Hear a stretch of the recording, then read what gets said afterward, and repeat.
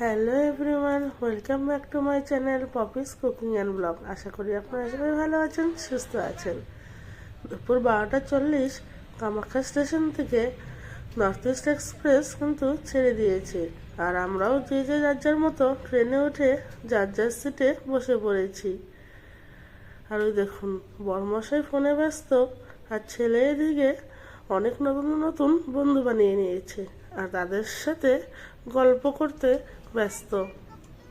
ওর মধ্যে আমরা চলে আসলাম বরপেটা রোড স্টেশন, মানে আমার বাপের বাড়ির স্টেশনে। তো এখানে আমার ভাই, ছোট ননদ আর আমার ভাগ্নি আমাদের সাথে দেখা করতে এসেছে। ছোট ননদও কিন্তু আমার বরপেটাতেই বিয়ে হয়েছে। তো ওরা সবাই আমাদের সাথে স্টেশনে দেখা করতে এসছে। আর এদিকে ছেলে ভাবছে আমরা বরপেটাতে আসছি, ওর জন্য ও আর নামতে যাচ্ছিল না মামার কোল থেকে, ভীষণই কান্না করছিল। তো অনেক কষ্ট করে ওকে বোঝানো হয়েছে যে আমরা পরে এক সময় এসে মামা বাড়ি থেকে ঘুরে যাব। আর দেখুন, ট্রেন কিন্তু নিজস্ব গতিতে ছুটে চলেছে নিজের গন্তব্যের দিকে। আর আজকে আমাদের প্রথম গন্তব্য হলো প্রয়াগরাজ স্টেশন। যাত্রাপথের প্রথম জার্নি আমরা করব কামাখ্যা টু প্রয়াগরাজ।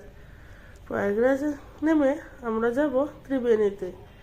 দেখুন, দুপুরে এক্ষুনি ঘুমোচ্ছিল, তো ঘুমের থেকে উঠে বসে পরে আমি বললাম, গুড মর্নিং, সকাল হয়ে গেছে, তো উঠে পড়ো। না না, সকাল হয়নি, এখন জাস্ট সবে বিকেল হয়েছে। ঘুম থেকে উঠলো তো তাই বললাম গুড মর্নিং। আর ওদিকে ছেলেও দুপুরে খাওয়া দাওয়া করে একটু ঘুমোচ্ছিল। তো খাওয়া দাওয়ার পরে সবাই একটু রেস্ট নিয়ে নিল, আর আমি এদিকে বাইরের দৃশ্য দেখে দেখে নিজের সময় কাটাচ্ছিলাম। দেখুন, এর মধ্যে কিন্তু রাত্রি পার হয়ে সকাল হয়ে গেছে, আর ছেলেরাও যার যার মতো ঘুমের থেকে উঠে বসে পড়েছে।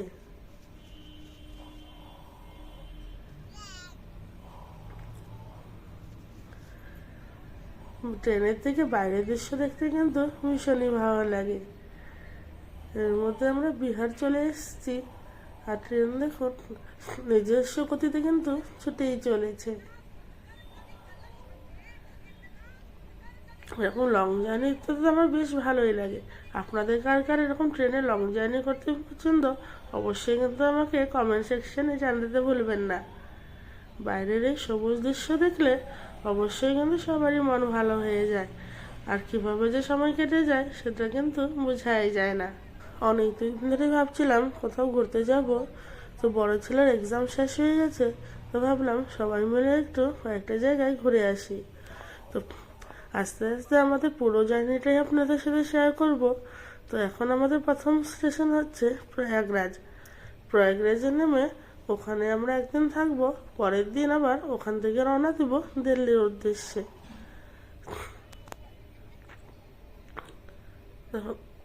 ঘুম থেকে উঠে কিন্তু এখন সকালবেলা আমরা চলে এসেছি পণ্ডিত দীনদয়াল উপাধ্যায় জাংশনে, মানে এটা হচ্ছে বেনারস জাংশন। তো আমরা এখন বেনারস নামবো না, বেনারস আমরা সবার শেষে এখানে আসব, আর এখান থেকেই কিন্তু আমরা একবারে বাড়ি ফিরবো। আর এখানে স্টেশনে কিন্তু আপনারা অনেক এরকম ফলের দোকান পেয়ে যাবেন।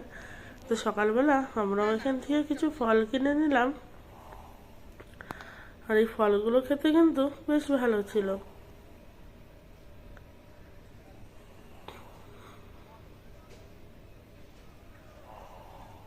এখানে ট্রেনটা অনেকক্ষণই থামে, তো আপনারা চাইলে সকালে ব্রেকফাস্ট এই ট্রেন থেকেই কিনে নিতে পারেন।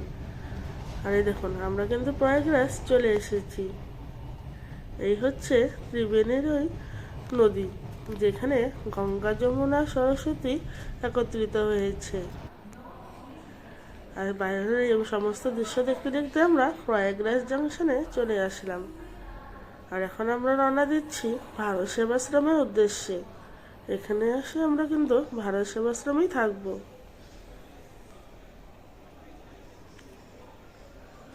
প্রয়াগরাজ স্টেশন জাংশন থেকে বের হয়ে বাইরে দেখবেন টোটো থাকবে, তো ওখান থেকে আমরা টোটো নিয়ে সিধা চলে আসলাম ভারত সেবাশ্রম সংঘ, যেখানে আসতে কিন্তু স্টেশন থেকে এই ভাড়া সেবাশ্রমের দূরত্ব ওই ধরুন 6 কিলোমিটারের মতো।